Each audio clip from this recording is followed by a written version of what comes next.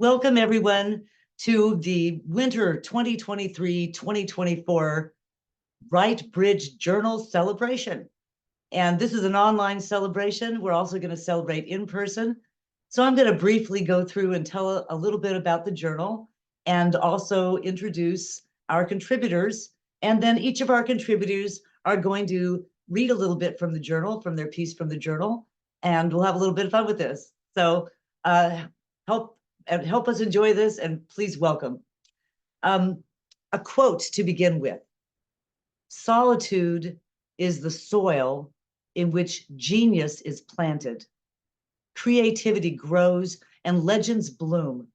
Faith in oneself is the rain that cultivates a hero to endure the storm and bear the genesis of a new world, a new forest. From Mike Norton, White Mountain. Our mission here at the Wright Bridge Journal is to spark wonder. The Wright Bridge is published twice a year and features enthralling poetry, short fiction, and creative nonfiction. This journal's theme is solitude and solidarity, and it's issue number 6. Again, winter 2023-24. We're already at spring, but the journal is published. So we're here to celebrate it. In each edition of the Wright Bridge, readers are encouraged to mind the gap as writers and artists with powerful voices explore topics that broaden our thinking. In a 1936 Esquire article entitled The Crack-Up, F. Scott Fitzgerald wrote, "Before I go on with this short history, let me make a general observation. The test of a first-rate intelligence is the ability to hold two opposed ideas in the mind at the same time and still retain the ability to function. One should, for example, be able to see that things are hopeless and yet be determined to make them otherwise. This philosophy fitted onto my early adult life when I saw the improbable, the implausible, often the impossible come true." Thank you, F. Scott Fitzgerald. I agree wholeheartedly. And the Wright Bridge is here to present two opposing ideas, or almost opposing ideas, for creators and readers to delve into, seriously or in fun, in order to stretch our imaginations and to move beyond boundaries, to bridge the gap, as it were. We hope that the themes of the Wright Bridge Winter Journal edition, Solitude and Solidarity, will inspire, enlighten, and entertain. And I'd like to introduce myself. I'm Maureen Carroll, usually called Mickey, and I started Onamkar Press in 2014 to support authors and artists in their creative endeavors, including my own authorship. My assistant editor and publicist, Amber Fraley, is with us here today. She is the author of The Bug Diary and Kansas Gen Existential, and she'll be reading some from that today. And art and design editor Kathleen Williams is also a contributor, an assistant with the journal and with the press, but I don't think she's going to be able to join us here today. So not everyone can join on our online online celebration, but we welcome all of our participants. I'd like to also introduce our contributing visual artists for the journal. Louis Copt has been a painting professional since 1976. He's very well known in Lawrence, Kansas, and around the area. He's a contributing artist to the journal, as is Heather Duris, who is an artist living in Lawrence, Kansas. She makes jewelry, paints, and has recently started making linocut prints. Kathleen Martin is a mixed media artist who lives and works on 10 acres of woodland and meadows in rolling northeast Kansas. Ronda Miller is a life coach specializing in trauma, and she teaches the importance of voice for trauma transformation. Bobby Powell is a local Lawrence artist who attended KU and who now lives in West Kansas and is a member of several art groups. Barbara Waterman Peters, honorary Doctor of Fine Arts from Washburn University, taught at Washburn and Kansas State Universities, as well as Lesson Community College.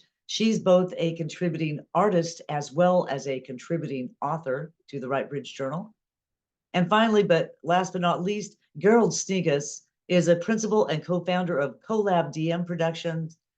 His primary role is video and video production.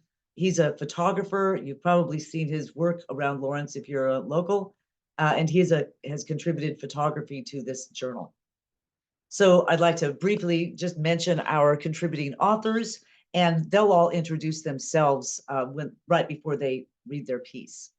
Barry Washboard Barnes, Vern Barnet, Shelley Watts Barnhill, Stephanie A. Barrows, Lindsey Bartlett, Julie Ann Baker Brin, Patricia Cleveland, Ian Cook, Brian Daldorph, Anamarie Davis-Wilkins, Thaddeus Dugan, Heather Duris, Gretchen Cassel Eick, Andrew Evans, Robert Fraga, Amber Fraley, Beth Gulley, George Gurley, Duane L. Herrmann, Deborah Irsik, Kelly W. Johnston, Kathleen Kaska, Julie Manglitz, Joe McGovern, Ronda Miller, Peg Nichols, Kevin Rabbis, John Ritchie, Troy Robinson, Bruce Rolfe, Mark Scheel, Diane Silver, Lori Stratton, Connlyn Synclair, Chuck Warner, Barbara Waterman Peters, and Brenda White. So welcome to all of you. Thank you for being here. It's great to see you all. So we're going to start with Gretchen. Gretchen, I'd like you to please introduce yourself and read your piece. Okay, I'm going to make the introduction very short because I have a plane to catch very soon. My piece is called The Storm, and it's a short story. I am a professor of history emeritus from Friends University, and I teach at Wichita State, and I'm a professional historian and a writer of both nonfiction and fiction. The Storm. The Washington, D.C. office of Children's International occupied a 3-story brownstone near Capitol Hill. The taxi driver clicked the release on his trunk so she could retrieve her 2 bags. He didn't help her lug the suitcases up the flight of stairs to the entrance. It had begun to rain with a vengeance, and the lowered sky threatened a major storm. She rang the bell and waited, then rang again, her coat peppered with rain spots. She felt water sliding down her cheeks, dripping from her nose. She hoped they were open this early. Eventually, an older woman who introduced herself as Sally opened the door and invited her in. "I'm Priscilla Musla. I just returned from Gaza to bring you my report," she said, still awed that she had made it out at all. "Oh, yes, welcome. You must be exhausted. Oh, and you're all wet. You can wait in here. I'll fetch a towel," and Sally ushered her to a small waiting room. "Would you like a cup of coffee or tea?" "Yes, please. Coffee with sugar, no cream." Sally returned in a few minutes with towels and coffee. "I will find Mr. Kovich and let him know that you're here. I'm afraid tonight is our big fundraiser, so things are rather hectic. We're worried the storm may cut into our attendance." Smiling, Sally hurried away. Sinking into a chair, Priscilla opened her roller bag and retrieved a dry pair of socks and shoes. Closing her eyes, she listened to the sounds of the building. Footsteps on the bare wood floors, clicking computer keys, voices on the telephones, and the rain that muted every sound. She felt she was in a kind of echo chamber. She was exhausted and depressed, as low as she had ever felt in her entire life, she acknowledged to herself.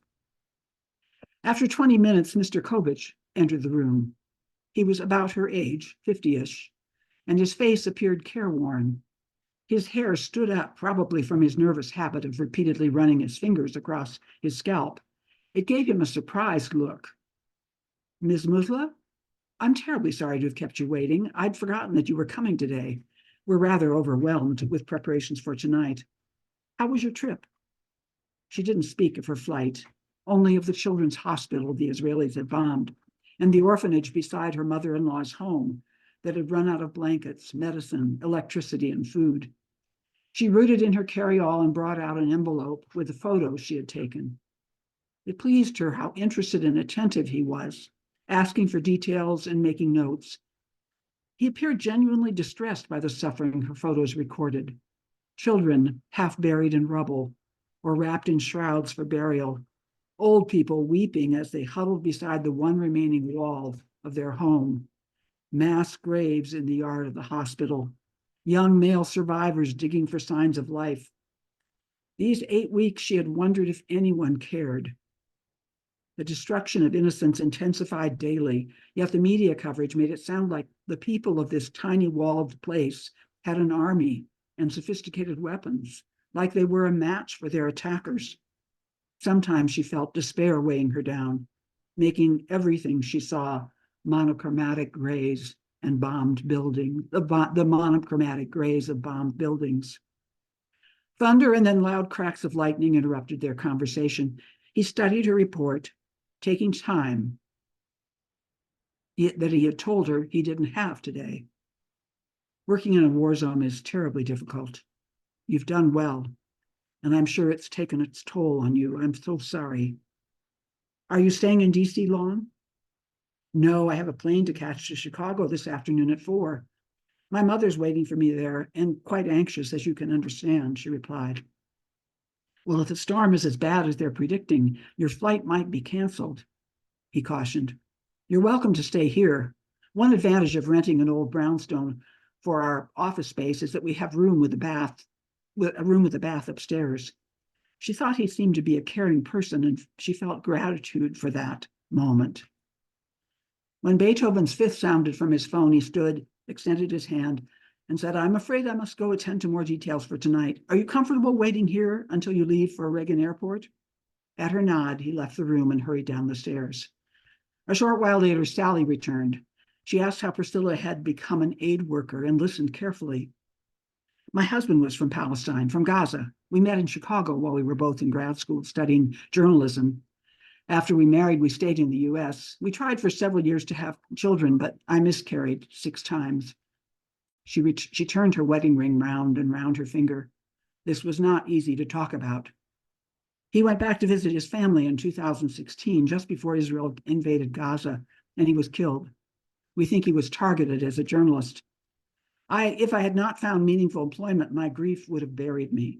I contacted a number of nonprofit organizations working in the region, and you all hired me. She tried to look appreciative. I was in the north of Gaza visiting my husband's family when Hamas raided Israel October 7th, followed immediately by the Israeli assault on Gaza. I couldn't get out for 9 weeks. Gaza is walled, and the Israeli Defense Forces would not allow anyone to leave. I tried to report on what I saw and heard. I guess I'm lucky that I wasn't one of the 47 journalists killed. She looked at Sally. Had she said too much? Please go on. I think I probably need to stop there. You can tell me, Nikki, if we're out of time. I had myself muted. You're okay if you want to continue. If you feel like you have to go, we've gotten a lovely feel of the story. I'll leave it up to you. Okay. Yeah, I think I probably better stop just because we have to casually ourselves. It's basically a story about how people who deal with this kind of trauma and desperation cope and how they don't cope. And these two people finding each other in the middle of this storm. He has his own history as an aid worker of experiencing this trauma. I'm sorry I'm not getting to hear the rest of you. My daughter has just arrived to pick us up, so I need to leave. Thank you. Take care. Have a wonderful trip. Thank you. All right, I'd like to have George Gurley. George, would you speak for us next?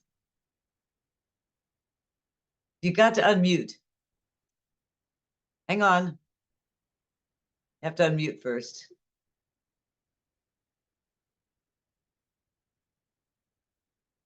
Now, can you hear me? Yes. Very You good. can hear me. Yes. And I'm supposed to introduce myself?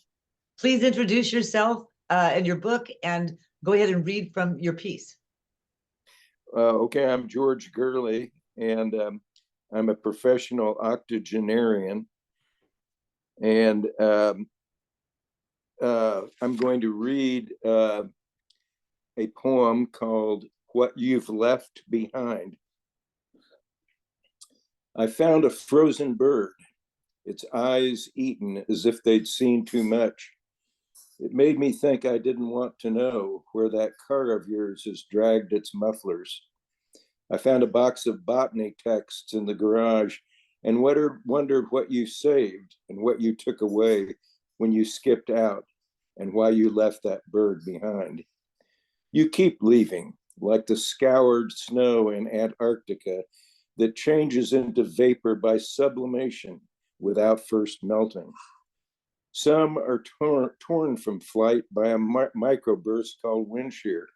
Some keep picking up the pieces, trying to teach the no-shows and the deadbeats about keeping promises. I've rehearsed alibis for you and become addicted to placebos. The more I taste your hoped-for makeup kiss. Maybe my mistake was thinking of you as a tenant and that I had a lease on you. I suppose we all keep giving up and leaving our books in homes, imagining the neighbors are blindfolded and can't watch us sneak away, dreaming of a new life, leaving what we know behind.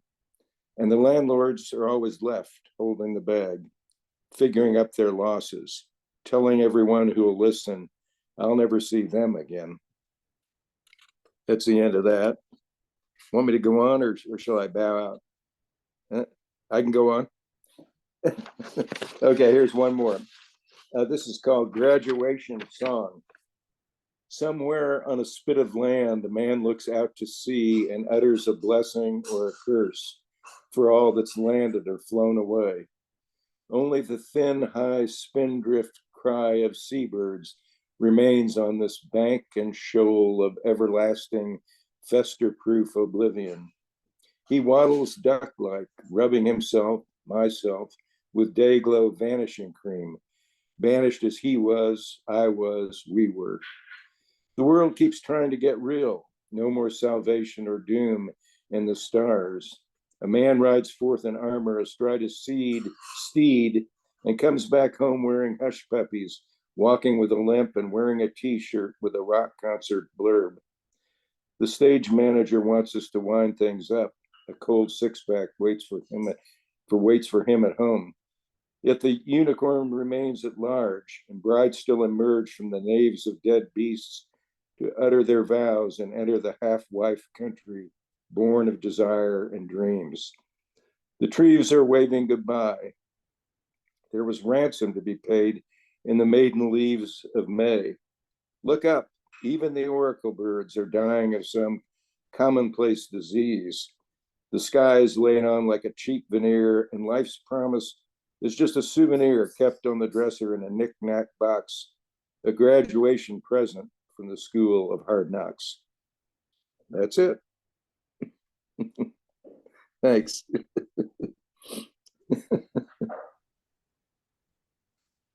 We used to do this back when I talked. So I recommend it. We could do it. It doesn't bother anybody. So yeah, we like it. So does anybody else have a need to be in a hurry? Otherwise, Kathleen, we'll let Kathleen go next.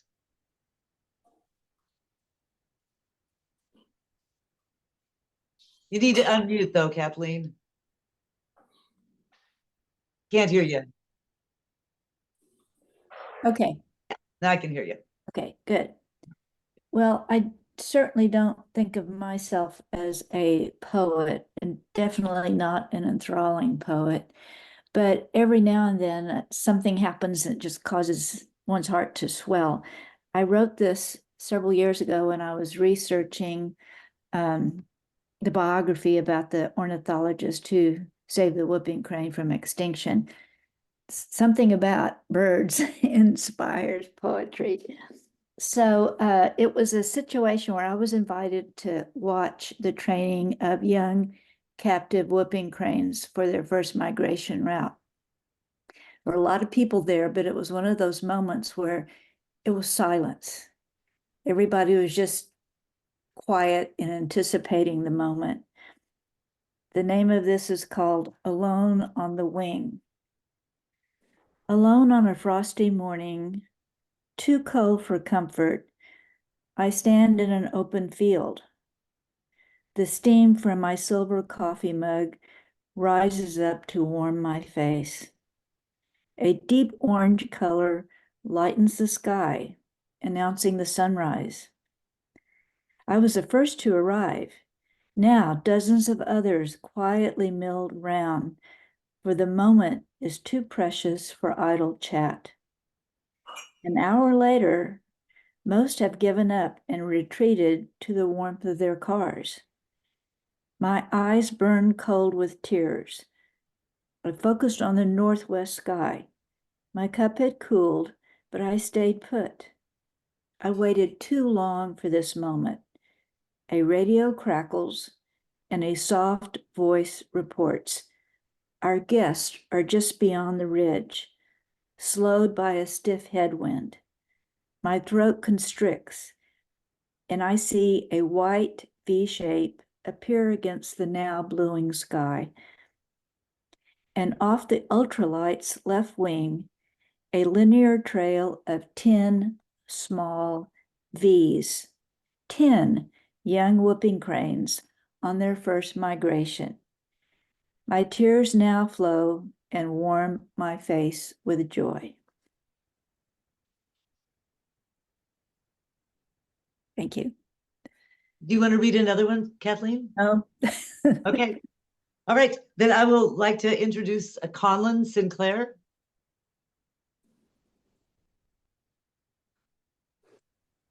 Apologies. I think I'm unmuted now. Am I unmuted? You're good. I'm Connlyn Synclair. I'm originally from Denver. I went to high school in Lawrence, Kansas, junior college in Kansas City, and now I'm back to university in Lawrence, Kansas. But this piece was inspired somewhat by the types of science fiction that my grandmother read, and partly by the area in which I grew up in Lawrence, Kansas. This is called Orestes and the Flower Punks. Reporter Johnny Orestes was always sent to cover any controversy which involved colleges, including college sports. His editor thought, by virtue of a surname acquired by a grandfather with a devotion for classicalism, he'd be able to get wizened old professors to reveal things that otherwise wouldn't to a reporter. Today, he was standing comfortably in the East Library of Northwestern Kansas College of Arts and Agriculture, waiting to talk to a professor of literature who doubled as a spokesman. Outside, several dozen flower punks, the newest and most numerous punk subculture, were occupying the main campus.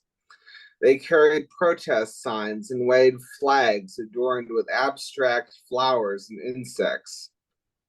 Classes hadn't been canceled, of course, but no one showed up. Like most colleges in suburbia, Northwestern Ag, as it was called, was made up of a section of residential neighborhood donated by the developer to a cause of higher education for the much-loved tax breaks it granted them. In this case, 3 consecutive blocks, complete with 3 cul-de-sacs, where the asphalt had been torn up and replaced with experimental gardens. The occupying force seemed to shy away from the gardens and were concentrated on singing protest songs in the street, marching from one end of campus to the other. Mr. Orestes, was it? From the Weekly Athenian. I'm Professor Argo. Would you like a glass of juice? Argo is a little man, about 50, with large black-framed glasses. No, thank you, though, Orestes said politely. I don't know what more I can tell you. As I told the Colby Tribune, Menelaus Strauss has an exemplary record with the Colorado National Guard and is considered by many an expert in gene-based pesticide development. These hooligans call him a fascist, but they're the ones who have forced us to shut the campus down. I just want to make sure I understand. You have no plans to ask for police involvement? Johnny asked. No. And I want to make it clear we will not call in a neighborhood watch either. It's our belief that these flower people will come to their senses as long as we don't engage with them. Now please excuse me, Argo said and left. Johnny had hoped that Argo had a statement to give the protesters, but it seems the... I'm sorry? Oh. But it seemed the college was feeling the heat. To the old school of academia, with their devotion to classicalism, the often right-wing paramilitary neighborhood watches were a symbol of the ills of modern society.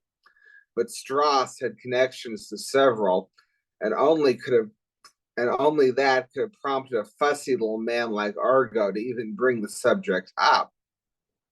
Johnny slipped on a pair of shades and exited the library into the hot September air. Since he'd otherwise struck out with Argo, he'd try to get a few quotes from the protesters and then go home. It would be social suicide for a nice, classically educated young man like himself to say out loud, but he admired the flower punks. He might have thought their costumes were silly, but they had more guts than most suburbanites. But as a journalist, he had to maintain the appearance of having no biases at all. Johnny decided to take a detour to catch a glimpse of one of the exotic experimental gardens.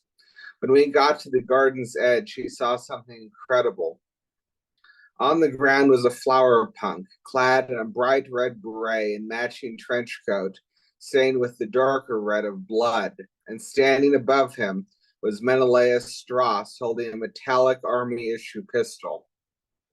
"Who the hell are you?" Strauss shouted and raised the gun to point it at Johnny, but noticed his press badge and dropped the gun. "It was self-defense. I was thinking of my plans for this garden when he came at me with that club," Strauss added quickly. Johnny bent down again to look at the body. There is indeed a walking stick covered in carvings of flower. It was both good hard wood and well carved. If it wasn't homemade, it would have cost a fortune. "I'll go get Professor Argo so we can call the police. It's not my place, and probably best for you if you don't do it either," Johnny replied, looking up at the nervous, fidgety Professor Strauss. Within 30 minutes, 4 state troopers showed up and began taping off the area around the garden. Johnny knew they'd want to interview him, so he decided to stand off to the side and review what he knew about Strauss. The internet was one of the things about the old urbanized world which pretty much everyone was glad was still around. According to the blog posts Johnny had bookmarked, Strauss had been a National Guard medic with connections to several neighborhood watches around the Kansas-Colorado border, but had left the service 2 years short of retirement that worked for a company that researched gene-based pesticides. Strange qualifications for a teacher, but it got more bizarre, including to some. People said the company was a front for the CIA, and that Strauss's real work was biological weapons. I think that's time.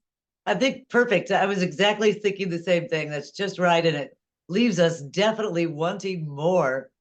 Don't you all want more? I do too. All right. How about Deborah Irsik, DA Irsik? Would you read for us, Deb?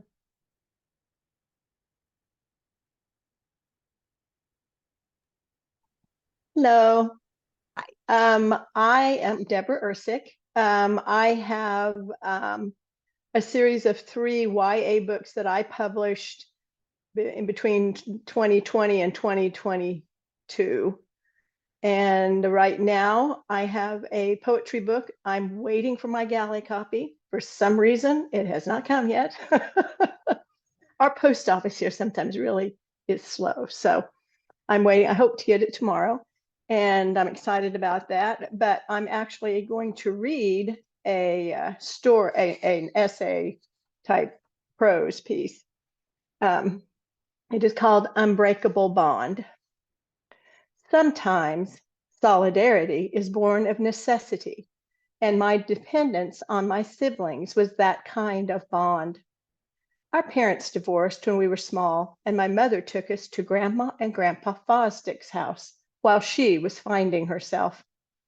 My mother was only about 25 and had 4 young kids, so this entailed several men drifting in and out of our lives. Bud owned a motel. Often Mom would take us to the motel where I think she might have been working for him and leave us in Bud's rooms. It had a small kitchen, and we experimented with cooking, mostly dusting it with flour and various other explorations. Bud was not fond of us. We were generally left to our own devices, and we took care of each other. My little sister was a climber, and we tried to keep her on our radar, but sometimes we would find her on a counter. One such time, she ingested an entire bottle of baby aspirin and had to get her stomach pumped. My oldest sister, Linda, was probably about 7.5 years old and not the age for that kind of responsibility, taking care of a 6-year-old brother, 5-year-old sister, and 2.5-year-old toddler. We did not see Bud again after the incident. Mom disappeared for a while and came back married to a man named Gibb. He had slicked back hair and scars on his face, and that he told us he got from being in a plane crash in World War II. I think they were actually acne scars. Gibb could be fun, but more often than not, he and my mother had very physical arguments. Gibb had a drinking problem and would get mean. We were living in a little house about 2 streets up from Grandma and Gramps. Gibb was a horse trainer by trade, and he was working for Sunny Slope Farm, Scott City. We would get to go out and watch him and the other trainers work the high-trotting harness horses. We even got to meet the Lemon Drop Kid. Lemon Drop had been on the cover of Sports Illustrated in November of 1957, and we got to see him in his stall and even pet him on a good day. Those were the good times. They were rare. Gibb lost his job at Sunny Slope, and my grandmother got the school to give him a chance as a custodian. This was good and bad because he seemed to resent my mother for it. One night, they got into such a horrific fight that we snuck out and walked to Grandma and Grandpa's house. Not such a big deal, except Gibb told us he would beat us if we snuck out, and he broke the window out of the front door by slamming it so hard that it shattered. We waited until he and my mother had quit screaming and it got quiet. And then we snuck out in the snow and walked in our PJs to Grandma and Grandpa's house. Glennie, my littlest sister, was crying because she was barefoot. So Rick carried her on his back. It was snow. We walked in the snow. Our experiences from that point on included being left alone for 2 to 3 days while Mom and Gibb went to horse shows in Kansas City. We were living in Wichita at that time. The motel we lived in was one on the river, and we would go down and collect mussels and put them in our bathroom sink. We thought they were oysters, and we hoped to discover a pearl. We found an old tire tube and floated around on that dirty river, never realizing the danger. I don't know why the owner of the place didn't call social services, but she would ask us where our parents were, and she'd give us Cokes. I think Mom probably left us with bread and bologna. We depended on each other more than we ever depended on adults to take care of us. We lived in a house in Wichita for a short time, and then Gibb took us to St. Charles, Missouri. Again, he was working as a horse trainer. I was in the 3rd grade. And we were on our own from the time we got off the bus until Mom came home from her job at the nursing home. I had not finished my end of my 2nd grade year in Scott City, but somehow I ended up in 3rd grade. My brother and sisters and I were very close because we were all we had. We were a team. Oh, we fought like siblings do, but we took care of each other. There were so many times when I look back that I know I would not have survived if not for my siblings and our unbreakable bond. Thank you. Thank you. Uh-huh. So let's see. Barbara Waterman Peters, would you read for us now? And introduce yourself? Hi, I'm Barbara Waterman Peters. Excuse me. I'm an artist and a writer, and I am just delighted to be included in this edition of The Right Bridge. I have a poem called Shadow Questions. Have you considered shadows? Truly looked when you're alone, not as metaphor or time trace, but as phenomena present? Have you wondered about shape, size, color, direction, not as objects or chance, but as shapeshifters flowing?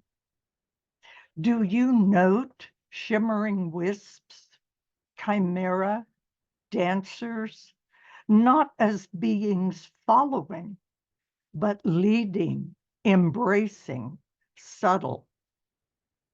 Do you observe the movements, translucent, magic, not as confined or tied to you, but as independent, changing? Will you consider shadows, soft, crisp, dark, or pale, not as unavoidable fact, but as gifts, giving a light show? Thank you.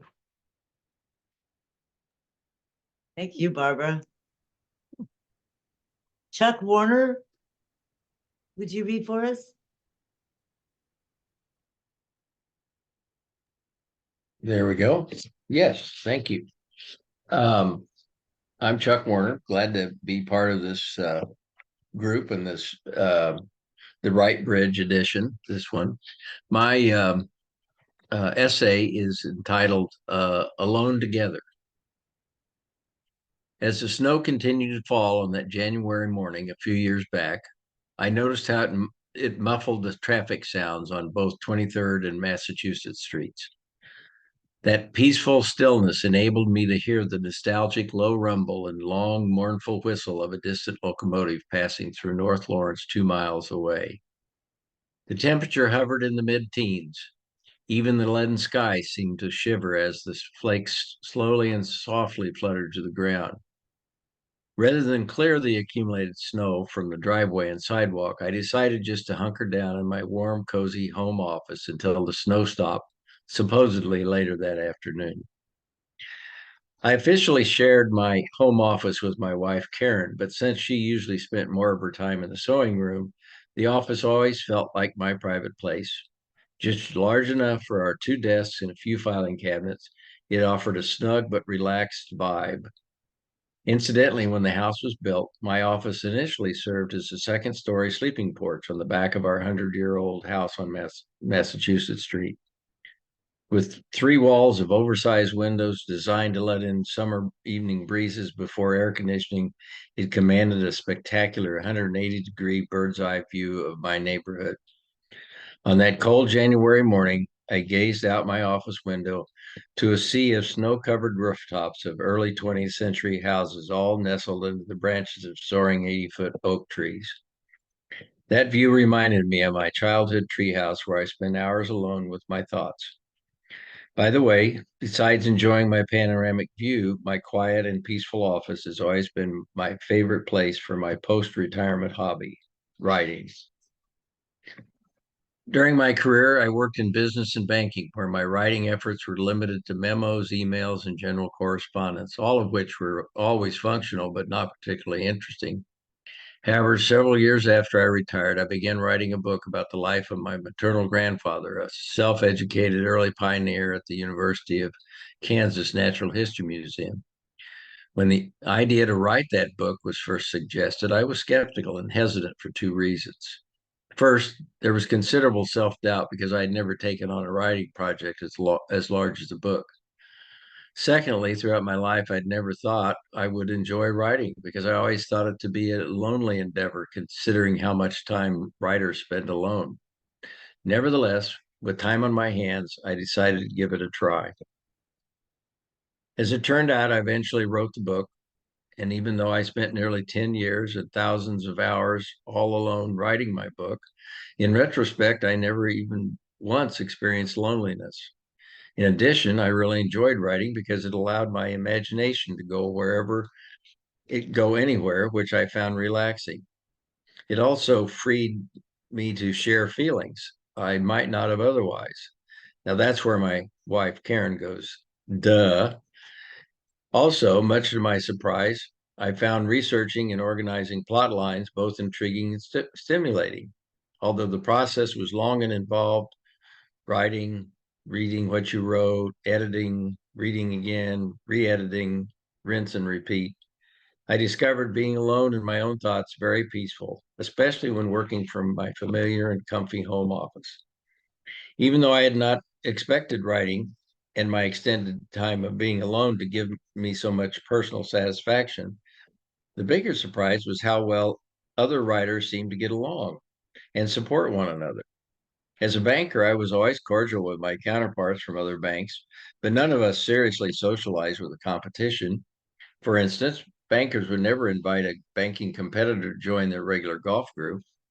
However, after I began writing, I discovered that writers were not like bankers. Although writers technically compete against each other for publishers and readers, they all seem to play well together. For instance, early on in my long journey of writing about my grandfather, on more than one occasion, I asked experienced writers to read and comment on my work, which they did so willingly, and they always gave me helpful and constructive suggestions.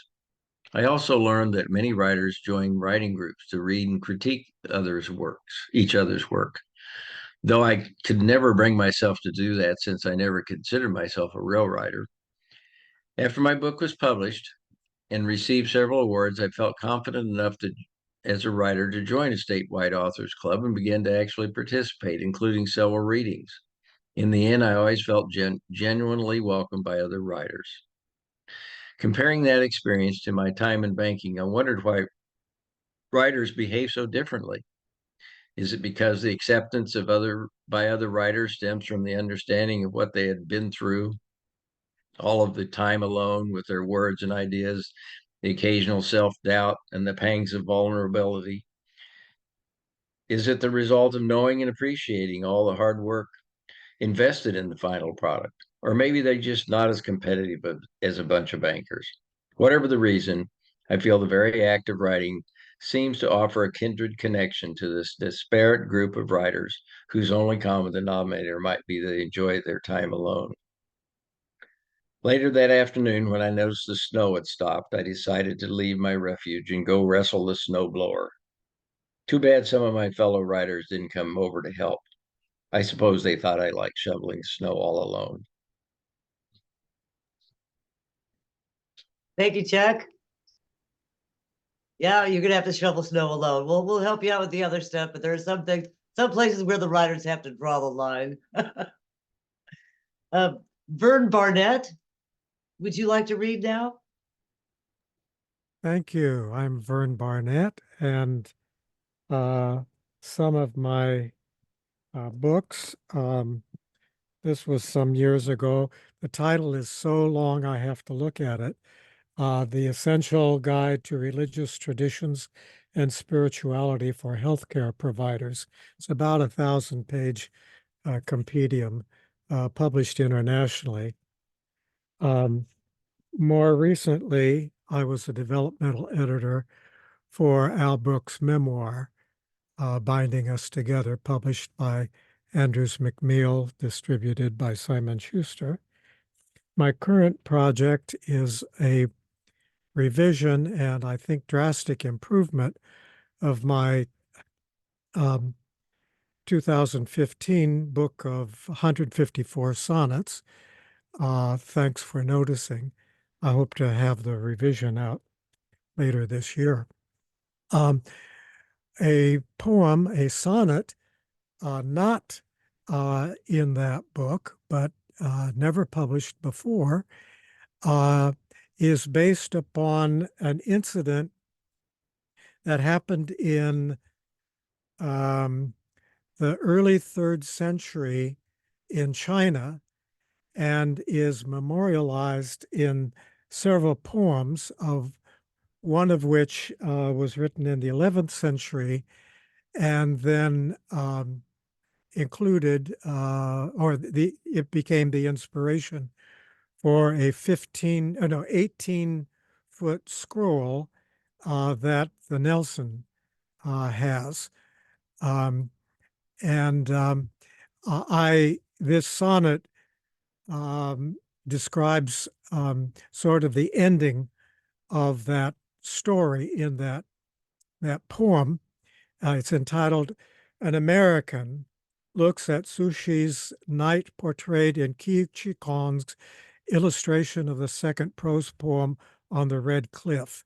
I should say that in the early 3rd century, there was a major battle that affected the subsequent history of China. And the story in brief is represented in the scroll, and why this is appropriate for this particular edition of the publication is that 2 friends came to Sushi and said, "Let's go for a moonlight picnic." And so they do. They go out into the wonderful Chinese landscape. And but at one point, Sushi leaves his friends and goes unaccountably alone, and unaccountably shouts into the cliff, into the valley. And the valley answers him back, and he shudders with the answer.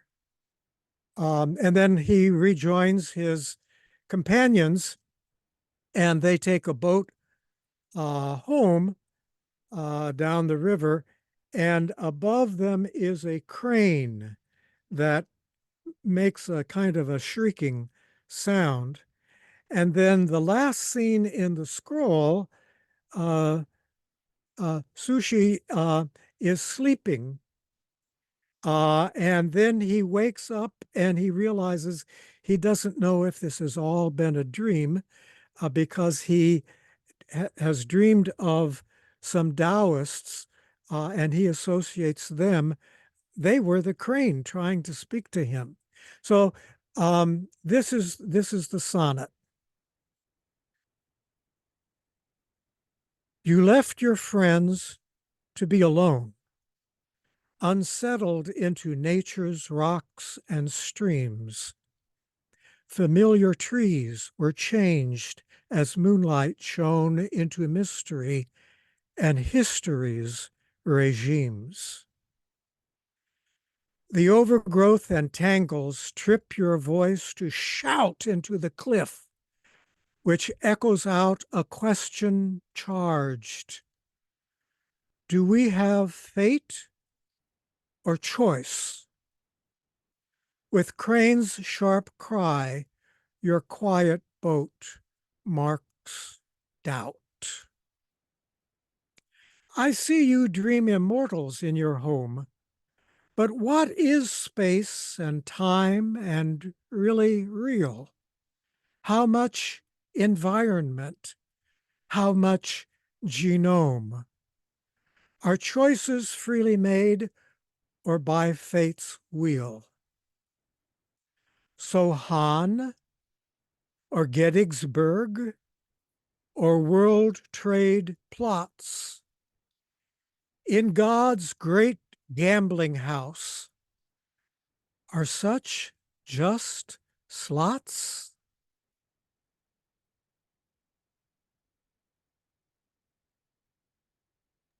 Thank you, Vern. Wonderful.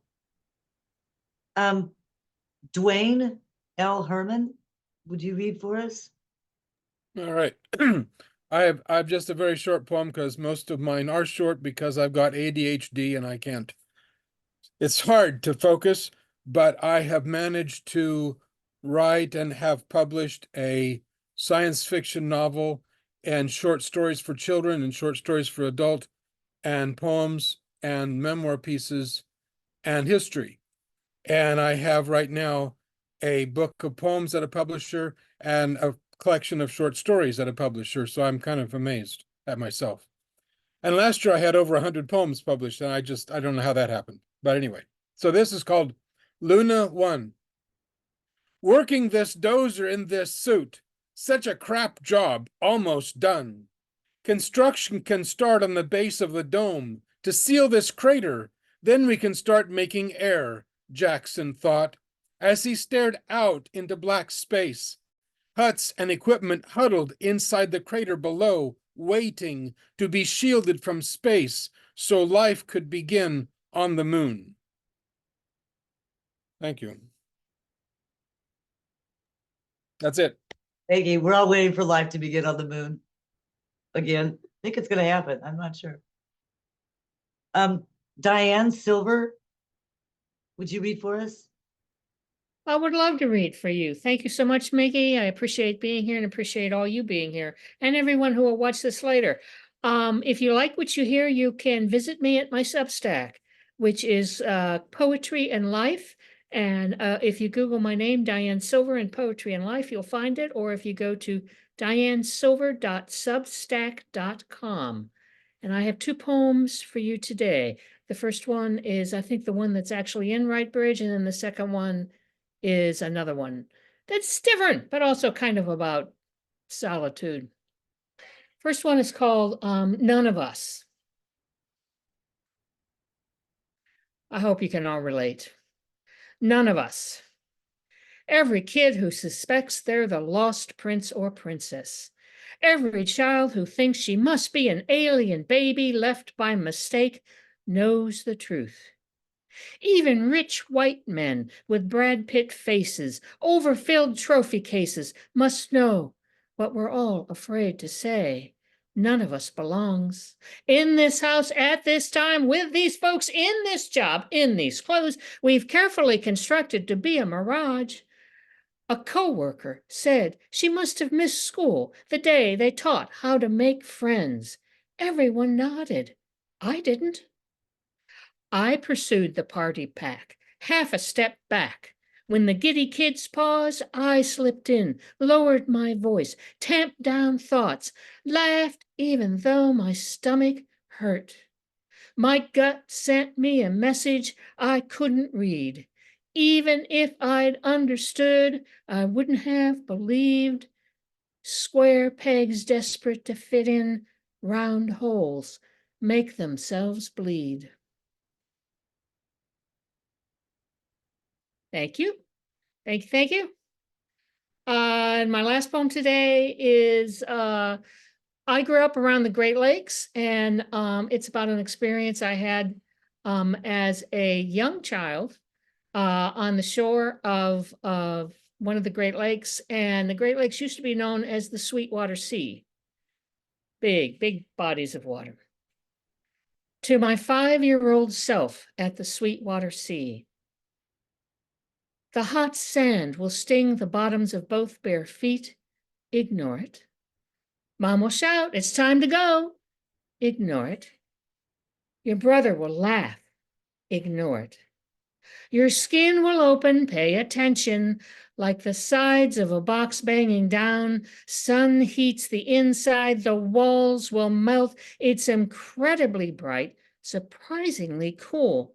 Your eyes will adjust. You will see the line where water meets sky, swelling, subsiding, huffing up again. You will smell it, the exhilaration of fresh water. You have become porous. You are no longer of this earth. You could become a star. You could revel in light replacing fingers, toes, face. It would be easy, you know this, but you choose to stay. Remember this when your mother grabs your arm and drags you to the car. Remember this when the only escape from middle school is a cramped window. Remember this when you're alone at 40 and wondering if you should make a plan to die. Remember this when you open your door today. Thank you for listening. Appreciate it. Thank you, Diane. Appreciate you. Bruce Rolfe, would you read for us?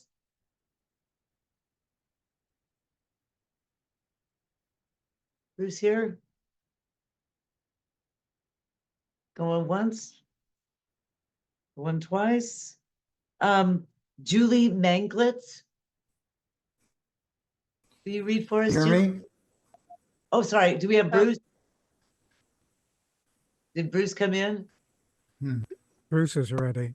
Hang on a second, Julia. I'm going to do Bruce first. Hello. Go ahead, Bruce. Now.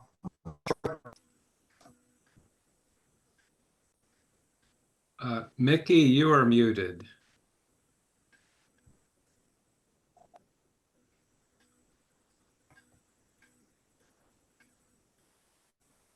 Go ahead, Julia. Julia Manglitz. All right. This is the edited and abridged version of what will be published, just to make it a little shorter. So my piece is titled On Living Apart for a Time. Today marks the halfway point of a 111-day sojourn for work, an interlude that has me living part-time in a city 1,100 miles and one time zone away from home. In the last 56 days, I have spent 5 full days at home, 8 traveling between the 2 cities, and 43 in my part-time home. My work has required extended and extensive travel before. I traveled for projects even through the worst of the pandemic. The last time I was away from home for such a long stretch was 8 years ago. This time is different. I am away more weekends, I am flying, and I am much further from home. Last time I learned that I needed to be kinder to myself. Thankfully, in the age of Airbnb, it's easier to find a furnished long-term rental with a kitchen and a washer and a dryer. I am effectively living alone. I feel a bit like I did when I went off to college. I have a studio apartment to myself with the bare necessities, and I have a larger, more comfortable and familiar home where my family lives. In the apartment, I have upstairs neighbors whose lives run on a different schedule, and they tromp on the floor in ways that sound alarming down here. It's likely just the result of daily activities, I remind myself. But I miss the quiet of the country at home where our modest old farmhouse sits peacefully separated from our neighbors. My husband and I are both introverts. We need our time alone. Sometimes for one of us to be genuinely alone, the other must leave the house, or at least go outside for a while. Perhaps our natures make being alone and apart easier for both of us. On the other hand, perhaps not, because each of us has a tiny trove of trusted confidants outside of each other. I've done things solo a lot in my life.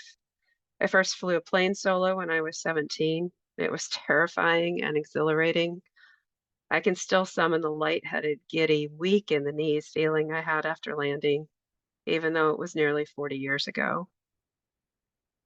I've driven back and forth across Missouri alone so many times since I was 17, I can't count them anymore. I was in my 30s before everyone had a cell phone. So when I was a teenager, my father would put his portable CB radio in my car and attach the magnetic antenna to the top of my roof with a clunk. Just in case, he would say. In retrospect, I don't know what my parents were thinking. I looked older than my 17 years and I was driving a black sports car. The things that men said to me and about me over that radio were frequently obscene. Traveling by myself has been a theme. In my early 20s, I packed up my little dog in the car and we went for a week-long trip driving from Kansas to Detroit up through Michigan and across the Upper Peninsula. We came back down through Duluth and Des Moines. I traveled solo for work, countless flying and driving trips to Oklahoma, Texas, and Western Kansas. I went to Italy alone on a business trip in 2017. A couple of ladies traveling together sat across the aisle from me, and we struck up a conversation. They were maybe 10 years older than me. That I would make such a journey solo dumbfounded them. I explained that I would meet others when I arrived in Verona and that it was not my first overseas or foreign travel, but they could not fathom traveling, save to the grocery store, alone. The sojourn for work is only possible because of my husband.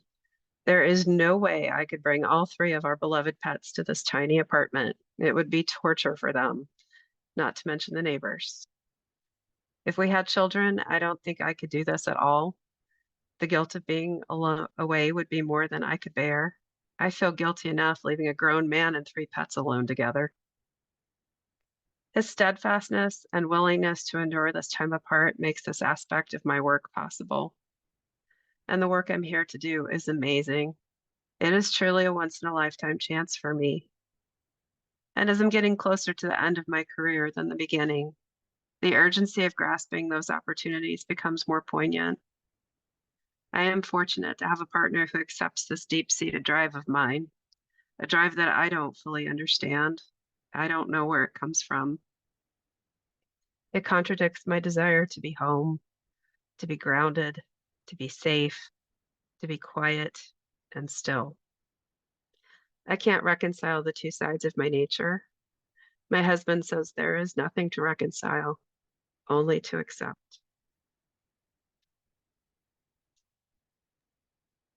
I'm sure we've all felt that way, at least those of us who have traveled. I'm gonna give Bruce a try if he's back. It's like he's not back. Okay. Then I'd like to go to Julie Ann Baker Brin. Thanks, Mickey. Hi, everybody. Yes, my pen name is Julie Ann Baker Brin, but just because I like to be confusing, my website name is juliebrin.org. My full legal name is weird. Ann and Baker are my two middle names. So anybody with the database really loves that. And I have a card for my portfolio site, and this is something that Ann Anderson recommended at last month's Kansas Authors Club presentation. So sorry about the shameless self-promotion, but I'm just following instructions, right? And since normally I would still be at work at this time, my boss made me do a little bit of promotion too. I work at KMUW, Wichita Public Radio, and we have quite a bit of books coverage. So I hope you will check that out, kmuw.org/books. If this were in person, I would give you all one of our little bookmarks. We also have a literary feast event once a month, and food is provided. So I'm honored to be in the next publication of The Right Bridge. And so the piece that is being published, the conventional wisdom is that poetry is meant to be read out loud, but my brain doesn't think that way. So probably because I actually hate public speaking. So hopefully when you actually see the journal, this will make more sense, but here goes. It's called Dress for Succession. So basically, everyone I know wants to be cremated. Thank goodness, because I couldn't handle the irresponsibility of discarding a fine item of apparel that could otherwise be given a new life, another purpose, a second chance. Fabrics can last longer than our own tissues if we take good care of them. Isn't that odd? Why wait for the anthropologists, the archaeologists, the historians to tell those tales? Why occupy so much finite space that could be used by the ever-multiplying living? I mean, no disrespect for any body. When I depart this plane, I know I truly cannot take anything with me. Let my shell grow moss, flowers, trees. Let it be given new life, another purpose, a second chance. Thank you. And I was honored to also have been in the unabridged edition of last year's Right Bridge Journal, which the theme was perilous and playful. I was in the print edition. There's the proof if you need to see it. I'll read that. It's a short, more whimsical piece. It's called, "When did you first realize you wanted to be a helium balloon?" Oh, you know, my teenage years, definitely. I was so deflated. There was all this angst, heaviness, low morale. But I knew somehow, in my heart, my lungs, that I was more flexible, that I could embrace lightness, breathe deeply, rise above. I could expand my horizons and maybe inspire others to do the same. I envisioned a world of multicolored beauty, everyone floating, laughing, gasping in surprise, embracing the sky. Thank you. Thank you, Julie. Wonderful. I would like to announce also at this time that Julie Brin is the winner of the Amity Literary Prize for 2024. Yeah. Everybody give her some snaps. What? Julie Brin is the winner of the Amity Literary Prize for 2024. My gosh. Thank you so much. I'm like about to I think you just faint. heard about it now. I don't know what this means, but okay, I'll take it. Yay! So we're excited to have her, and we also have another Amity Literary Prize finalist with us, and that's Joe McGovern, J.A. McGovern. Joe, would you read for us now? You have to unmute.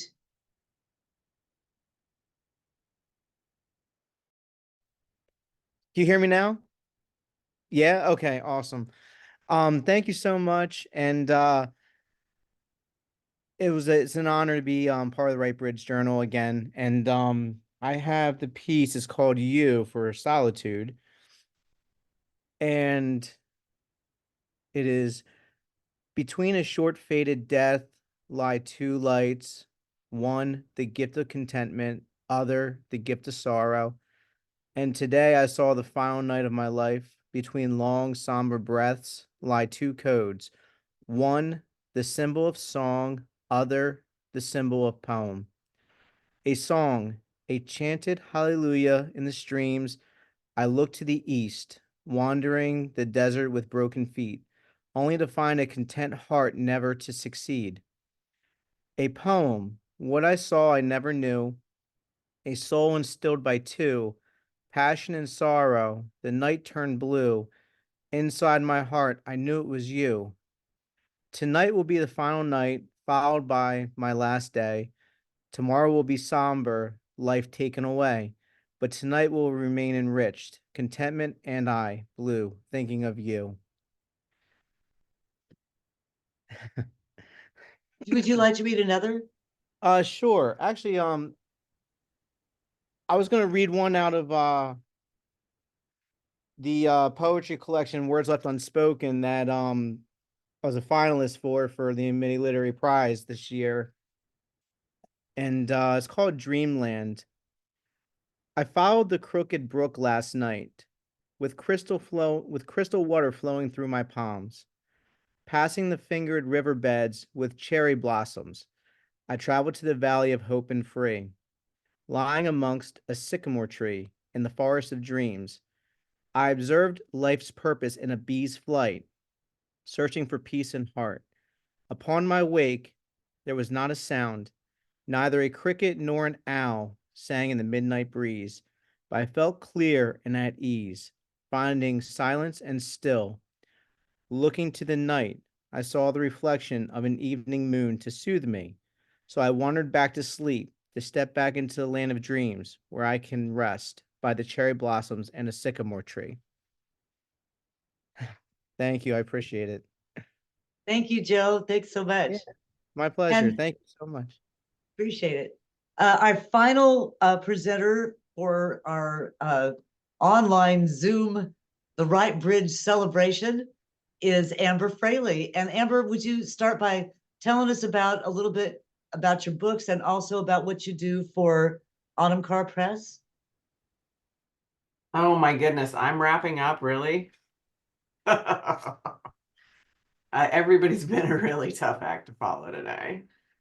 I'm Amber Fraley. I also work with Anamarie Press and helped edit this issue of The Right Bridge and the one before. Yeah, I don't know. I don't know what you want me to say about that. I also have 2 books published with Anamarie Press, and my latest is called, oh yeah, I have this background, so it's not going to want to show my book. It's called, sorry, I was trying to see if I can get rid of my background. No, I'm still doing blur. Anyway, I have a book out called Kansas Gen Existential, and it's an essay collection. If you're familiar with David Sedaris, it's a memoir collection of essays from starting from my childhood and going up through now. If you're a Gen Xer, if you're going through menopause, if you grew up in the 80s, you can identify with many things in this essay collection. Oh my, anyway. But my piece in, thank you, Julia, just in the chat posted the cover. Thank you. Which I love that cover too, because a very dear friend of mine drew it. Her name is Lana Grove. She lives here in town. She's an illustrator. So I'll go ahead and read my piece from The Right Bridge. I've had a few people in my life die recently, which is something that starts happening more often, I have found, as you hit middle age. And after attending one of my friend's funerals, I was inspired to write this, just some thoughts about funerals. Recently, I attended a funeral for a friend. His death was sudden and a shock to all of us. I spent the week after the announcement of his death mourning my friend and dreading the funeral. I hate funerals. It's a human ritual I'd rather avoid, but of course I must occasionally participate in, not for me, but for other people, to show my respect and love, not just for the person who's died, but for the friends and family left behind who also loved them. What I don't like about funerals, in America anyway, hang on, that's my daughter coming home, sorry.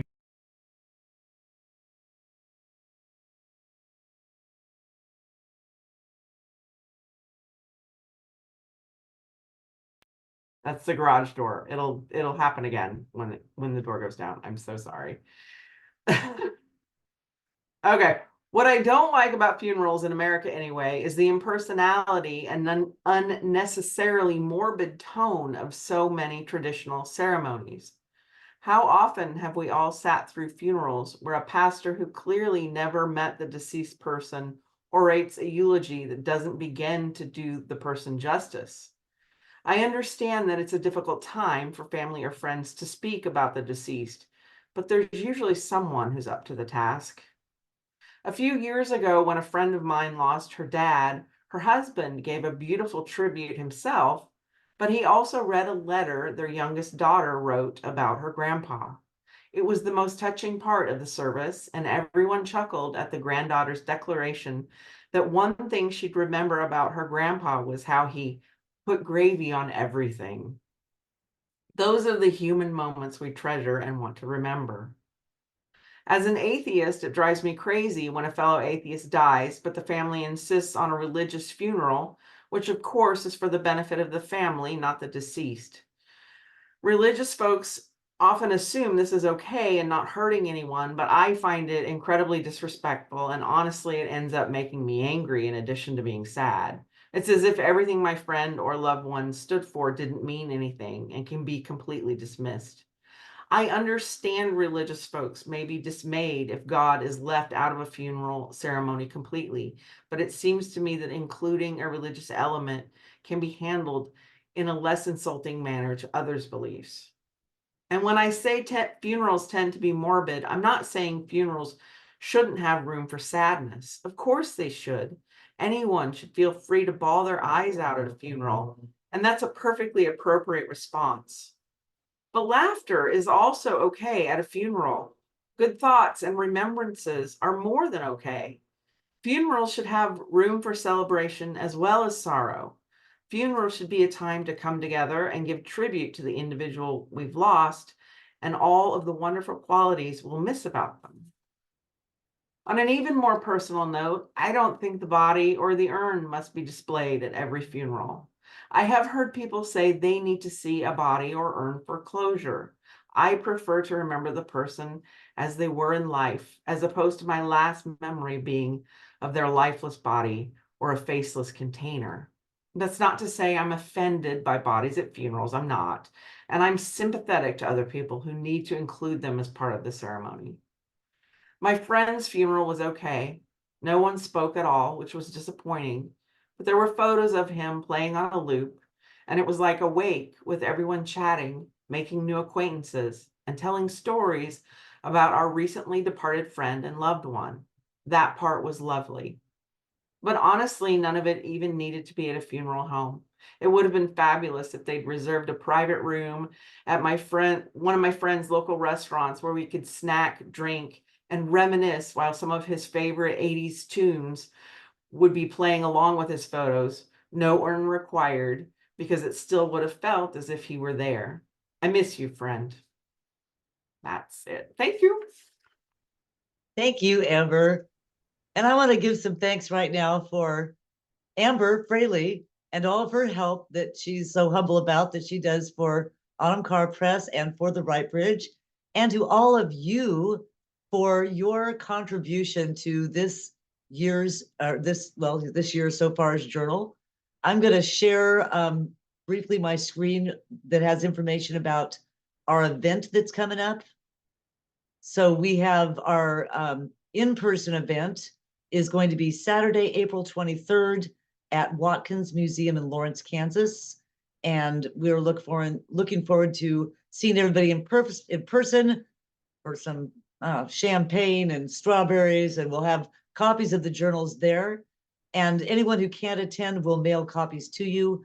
So that journal is available now for everybody. And thank you very much. Thanks everybody for being here tonight and for joining in with us. And we look forward to your submissions for the next journal. I'm going to share that too real quick.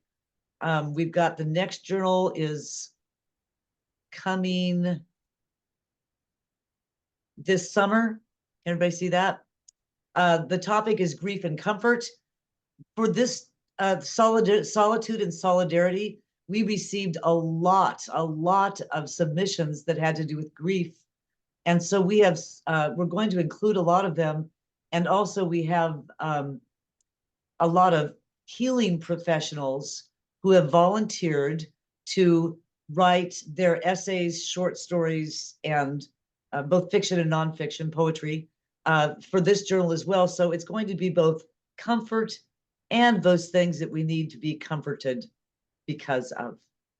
So I hope you will submit to that, and we'll see you guys April 27th. Thank you. The last one was lit, y'all. It was really fun. You should come. It was a good time. It was a good time. Hope to see y'all there. Thank you. Bye, everybody. Thank you. Thank you. Thank you. Bye. Bye. I'm sorry it didn't work, Bruce. I got it. Sometimes we just don't have the bandwidth. Yeah, I can't hear you either, Bruce.